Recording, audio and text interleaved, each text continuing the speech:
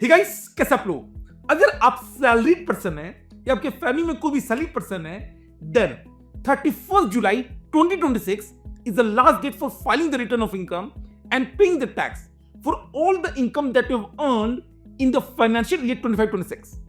Now, जितने भी salaried person होते हैं वो नॉर्मली ना न्यू टैक्स रिजिम, जिसको हम डिफॉल्ट टैक्स रिजिम बोलते हैं, अंडर सेक्शन 115 BSC वो ऑप्ट करते हैं। रीजन काफी सिंपल है कि जो नया टैक्स रिजिम है वो बहुत ही आसान है समझने में, दूसरा टैक्स रेट्स काफी कम है, but at the same time एक ओल्ड टैक्स रिजिम भी है जो अभी भी इफेक्टिव है। ओल्ड टैक्स रिजिम में क्या होता था, जिसको ऑप्शन टैक्स रिजिम बोलते हैं, टैक्स रेट तो भैया ज्यादा थे बट वहां पे कई सारे एग्जेम्पशन एंड डिडक्शंस मिलते थे जो कि डिफॉल्ट टैक्स रिजिम में नहीं मिलता है। तो कई लोगों को ना एक गलतफहमी है कि नया टैक्स रिजिम लेने से आपका टैक्स रेट तो कम बनेगा, जैसे आपने सुना होगा कि 12 लाख तक आपको टैक्स नहीं देना होता है, बट उनको यह लगता है कि इसके अलावा और कोई टैक्स प्लानिंग नहीं हो सकती है, जबकि रियलिटी यह है कि अगर आप स्मार्टली प्ले करें तो नए टैक्स रिजिम में भी आप लाखों रुपए का टैक्स बचा सकते हैं। मैं C Kishan Kumar, all India rank holder and tax educator for CA, आपको 7 ऐसे स्टेप्स बताने वाला हूं जिसके थ्रू आप अपना टैक्स बचा सकते हैं। आइए स्टार्ट करते हैं वन बाय वन। सबसे पहला, सबसे बेसिक है कि जो भी आप सैलरी कमाते हैं उसमें से ना एक स्टैंडर्ड डिडक्शन मिलता है फ्लैट 75,000 का।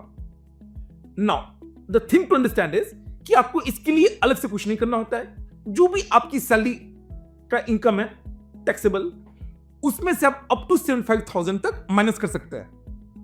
दूसरा बाबू थोड़ा ट्रिकी है। सी, हम सारे लोग बाबू इन्वेस्टमेंट करते हैं कहीं ना कहीं, कभी म्यूचुअल फंड, कभी इक्विटी शेयर्स। जब मैं इन्वेस्टमेंट करते हूं तो क्या उसका कोई टैक्स बेनिफिट मिलता है? The answer is no. But as an employee आपके पास ऑप्शन है कि आप अपने एम्प्लॉयर से बातचीत कीजिए एंड आप एम्प्लॉयर को बोलिए कि जो वो सैलरी आपको बेसिक पे के नाम पे या डायरेक्टर को देता है जो टैक्स हो जाएगा, उसमें से एक पोर्शन आपका एम्प्लॉयर आपके बिहाफ पे कंट्रीब्यूट कर दे, इन्वेस्ट कर दे न्यू पेंशन स्कीम। अब ये क्या होता है? तो एनपीएस एक नेशनल पेंशन स्कीम है जिसके तहत आपका employer up to 14% of your basic pay and dinner allowance contribute कर सकता है, इन्वेस्ट कर सकता है। ये आपका ही इनकम होगा, आपकी इनकम में ऐड तो होगा, बट इसका डिडक्शन मिल जाता है 80CCD 2 में मिल जाता है। दूसरा तरीका है कि अगर आपका एम्प्लॉयर आपके प्रोविडेंट फंड अकाउंट में कंट्रीब्यूट कर दे, तो अगेन आपकी सैलरी जो भी होगी कॉस्ट टू कंपनी, उसी का एक हिस्सा अगर वो प्रोविडेंट फंड में कंट्रीब्यूट कर दे एम्प्लॉयर, वो भी up to 12% of the basic pay and DA dinner allowance माफ होती है। तो 2 तरीके हो गए, इनफैक्ट 3 तरीके हो गए। चौथा तरीका है कि इनकम टैक्स के अंदर एक अलाउंस होता है। अलाउंस मतलब payment, monetary payment for any specific purpose. अब ओटीआर, पुराने वाले जो ओल्ड टैक्स रिजिम था उसमें तो कई सारे माफिया थी, डीटीआर में माफिया नहीं है, बट इवन जो डीटीआर यानी जो डिफॉल्ट जो नया वाला है उसमें भी ना 4 माफी है। एक शॉर्टकट है डीटीसी, तो daily allowance, travelling, transport and convince allowance.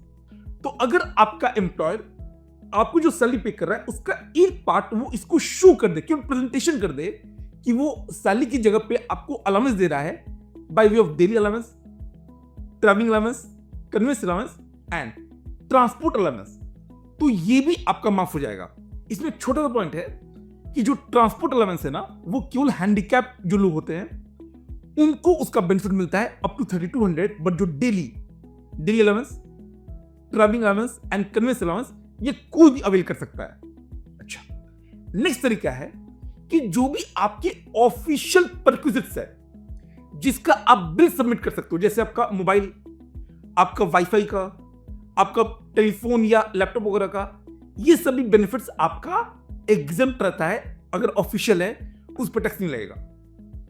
तो ये तो हुआ बाबू मोटा मोटा सैलरी का। बेसिकली आपका मोटिव भी होना चाहिए कि जो आपके टैक्सेबल सैलरीज है उसी को ना स्मार्ट प्लानिंग के थ्रू सैलरी को रिस्ट्रक्चर कर दीजिए from the taxable portion to the exempt part.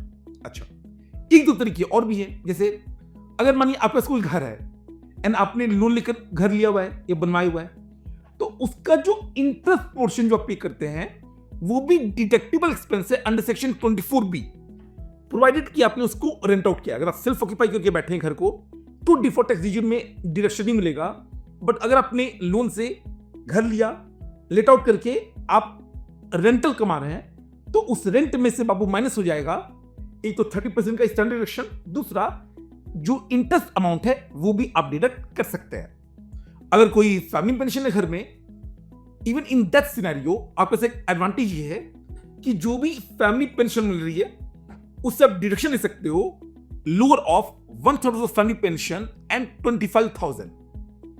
तो ये बाबू कुछ तरीके हैं जिससे आप इवन आज भी अपना टैक्स बचा सकते हैं। एंड फाइनली मैं एक बात ये भी बता दूं कि जब भी आप टैक्स का रिटर्न फाइल कीजिए, एक बार ओल्ड टैक्स दीजिए एंड न्यू टैक्स दीजिए, दोनों से कैलकुलेट कीजिए, कंपेयर कीजिए, जिसमें आपकी टैक्स एफडी कम आ रही है वो बाबू ऑप्ट कर लीजिए।